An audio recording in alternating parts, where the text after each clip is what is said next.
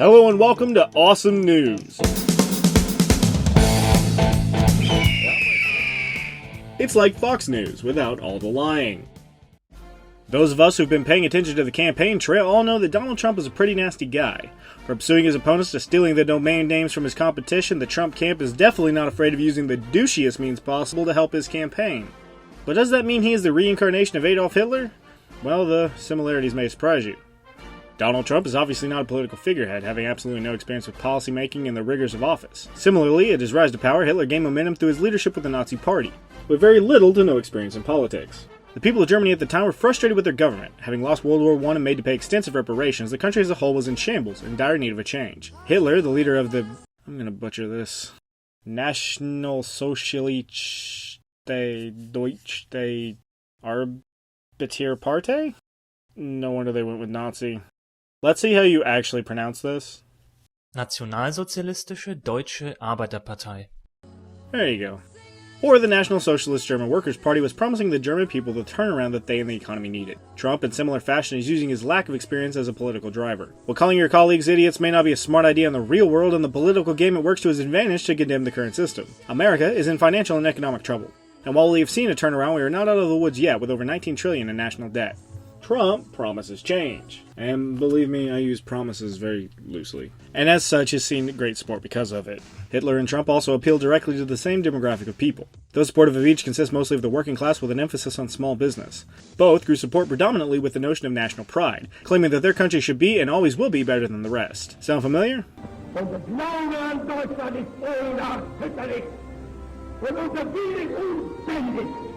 We are going to turn this country around.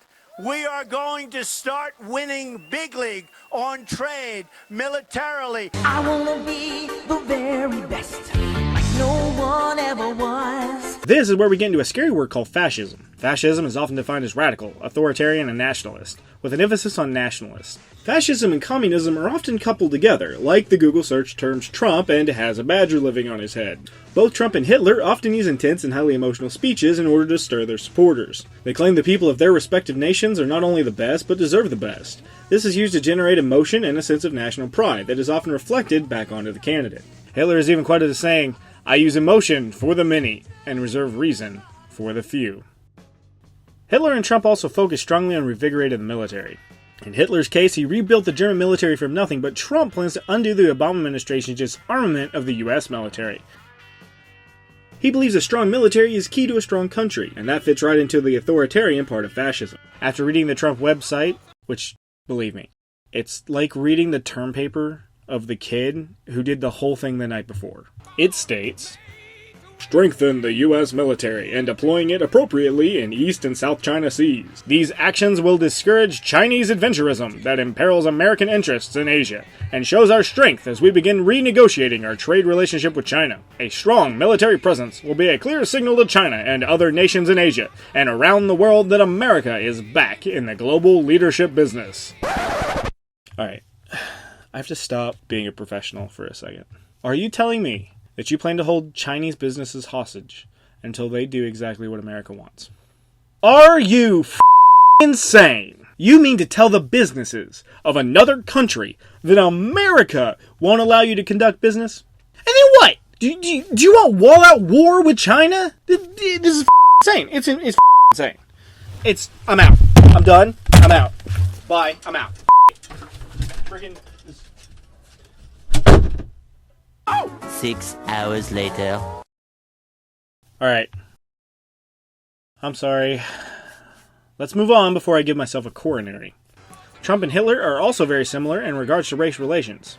They have none. Hitler is obviously credited with the Holocaust and the murder of millions of innocents for no other viable reason than race. As he is quoted in Volksher Beobacher, "I do not want to even speak of the Jews. They are simply our old enemies. Their plans have suffered shipwreck through us, and they rightly hate us, just as we hate them. We realize that this war can end only either in the wiping out of the Germanic nations, or by the disappearance of Jewry through Europe." Pretty nasty stuff. But the real support for his anti-Semitism came later. According to Nodak.edu, in 1938 a Polish Jew assassinated a German diplomat in Paris. In response, the Nazis organized a campaign of mob violence known as the Crystal Night, or Kristallnacht, which gained its name from the broken glass resulting from the destruction of synagogues and Jewish-owned businesses. Jews were now forced to wear a yellow Star of David, and the German Jewish community was compelled to pay a large indemnity. These measures against the Jews of Germany served as a prelude to the Holocaust of World War II, when the Nazis embarked on a campaign to exterminate the Jews of Europe. Lately, this is starting to sound more and more familiar. Let's ask our resident racist himself. Should be a database system that tracks the Muslims here in this country. There should be a lot of systems beyond database. I mean, we should have a lot of systems. And today you can do it. But right now we have to have a border, we have to have strength, we have to have a wall, and we cannot let what's happening to this country happen. But that's something your White House would like to implement. Oh, I would certainly implement that. Mr. Trump, why would Muslim databases not be the same thing as requiring Jews to register in Nazi Germany? What would be the difference? Is there a difference between the two? Is there a difference? Who are you with? I'm with NBC News. Is there a difference between requiring Muslims to register and Jews You tell in me. Nazi Germany? You tell me. Do you believe? Why don't you tell me? Do you believe there is? You tell me. Should Muslims be, fearful? Will there be consequences if they don't register? Oh, don't you worry. Donnie doesn't just hate the Muslims. Besides the Trump rally looking whiter than this year's Oscars, he is famous for calling Mexicans rapists. They're rapists. They're rapists. Rapists. Rapists. Rapists. Rapists. And other wonderful quotes like, "Laziness is a trait in the blacks. Black guys counting my money, I hate it. The only kind of people I want counting my money are little short guys that wear yarmulkes every day." At Trump's own rallies, we are seeing racist violence against protesters of Trump. That old Trumpy is publicly enticing, by the way. Even scarier is Trump's apparent connection to the KKK. Trump is, or at least was, supported by the Grand Wizard, David Duke, leader of the Klan. Really? You gotta update that, guys. I'm not scared of a Harry Potter character, okay? When asked about the Klan specifically, he refused to denounce Duke publicly, and when facing backlash, blamed the incident on a faulty earpiece. Even further than that, Fred Trump, Trump's father, was blamed many times for not allowing blacks and Hispanics to live in his residence, claiming apartments were already rented when they were not. He may have also been connected to the Klan.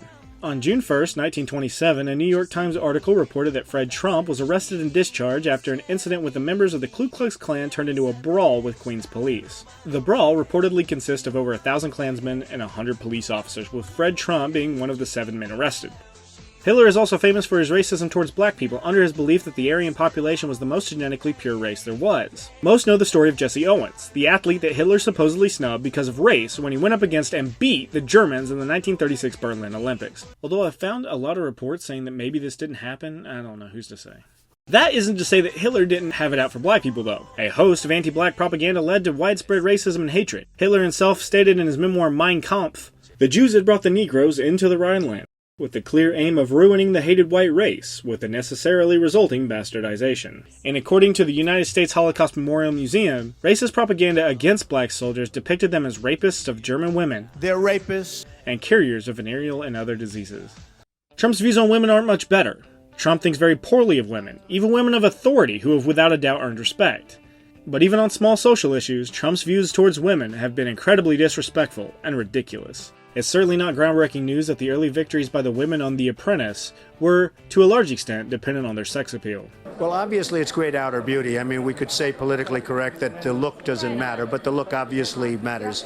Like you wouldn't have your job if you weren't beautiful. When a lawyer facing Trump in 2011 asked for a break to pump breast milk for her infant daughter, the Donald reacted very poorly.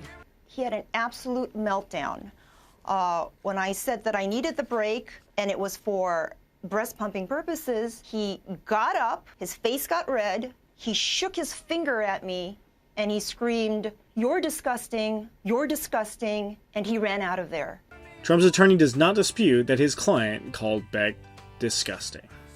Trump has also been on a rampage against Megyn Kelly, a reporter from Fox News. After questioning him about his lack of respect towards women, Trump brushes it off with this. What I say is what I say. And honestly, Megyn, if you don't like it, I'm sorry. I've been very nice to you, although I could probably maybe not be based on the way you have treated me, but I wouldn't do that.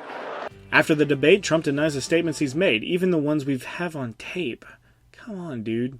And calls Kelly a bimbo and other less than nice names, coming from both Trump and his support. Like Kelly or not for her political views, she's an accomplished news pundit, political commentator, journalist, and former attorney. Much more accomplished resume than Trump with businessman. Hitler, in much the same way, had very little respect for women. From their earliest years, girls were taught in their schools that all good German women married at a young age to a proper German, and that the wife's task was to keep a decent home for her working husband and to have children. And this was a common rhyme for women to sing. Take hold of kettle, broom and pan, then you'll surely get a man. Shop in office, leave alone, your true life work lies at home. Now, women being stay-at-home mothers was very different at the time. It was very common in 1939 for American women to stay at home and raise a family. But the difference is that it wasn't forced. And it wasn't a stigma in most of the country for a woman to want to be a professional.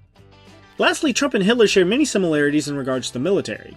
Hitler built his military from the ground up after the events of World War I. Those in the military were extremely loyal to Hitler and the Nazi regime, and as such followed any all insane orders he demanded. We can also observe very closely Hitler's strategy to break down the humanity of the Jewish people. This impacted the German soldiers most by dehumanizing the people they were hurting. This was planned and very effectively made the soldiers much more vulnerable to manipulation. When it came time to invade, the German military did so with full force, believing that their fight was just under Hitler's manipulations. The German strategy was quite literally to take over the world, and they came fairly close to doing it. Chief, mate, what do you want to do tonight? The same thing we do every night, Pinky. Try to take over the world. Trump also has a heavy focus on expanding the military. He has berated the Obama administration for its lack of military focus and appearing weak. But Trump takes things to a new level when he says he wants to use the US military to ensure foreign investments. This is a clear sign of American imperialism, and cast in the right light, close to a dictatorship. He seems confident that bullying other countries to do what is in the best interest of Americans is a smart move. So let's take a look at the Trump website. Bring China to the bargaining table by immediately declaring it a currency manipulator. Now, while currency manipulation is bad and it costs us a lot of money, I don't think Trump knows exactly what it means. You see, China cannot just declare the cost of its currency. Instead, a country is selling more than it is buying and has a trade surplus. If markets are working correctly, its currency will become strong because the world is buying its currency to buy its stuff, so its goods would start to cost more. Meanwhile, a stronger currency would enable people and businesses in the trade surplus country to buy more from the rest of the world. So over time, the country should sell less and buy more, bringing its trade back to balance. But suppose that instead of lots of people and businesses in the trade surplus country using the stronger currency to buy more stuff than the rest of the world, that country instead has a central authority that uses the surplus of incoming cash to buy the currency of other countries. This is called currency manipulation. It bypasses the natural market supply and demand function of the currency exchanges. By doing this, the country that has been selling more than it is buying is able to keep the demand and therefore the price of the currencies up, meaning goods from those countries still cost more and goods from its own country still cost less. That country's trade surplus continues upward instead of adjusting. Obviously, this causes us problems because it makes it harder for our dollar to go further, and so on and so forth. But therein lies the problem. While China is communist, it is not a dictatorship. Trump. Dude, you're running for president. You should know this. Seriously, get your straight. China actually has two heads of state, a premier and a president. It also has a free market, meaning that this is happening on a national scale, and in order to stop it, America would have to take control and tell every Chinese business that they can't do it. How well do we tell our own businesses to stop doing illegal things? And even at that, it's not technically illegal, it's just skeevy, like how Trump treats his bankruptcies. Don't wanna be an American idiot. Both Trump and Hitler are afraid of internationalism. America is not an island, but we rely on countries for support just as they rely on us. Hitler refused to work with other countries unless it supported his agenda or benefited him directly. Trump, in the same way, wants to alienate our allies and those we rely on in order to flex his own power. People are not afraid of America, just as America was not afraid of Germany and Japan. And with international conventions like the UN and others, there is no need to fear what we can peaceably work around. There is no denying that Trump is a fascist, a pig, a racist, and an asshole. But one thing he should never be is a president.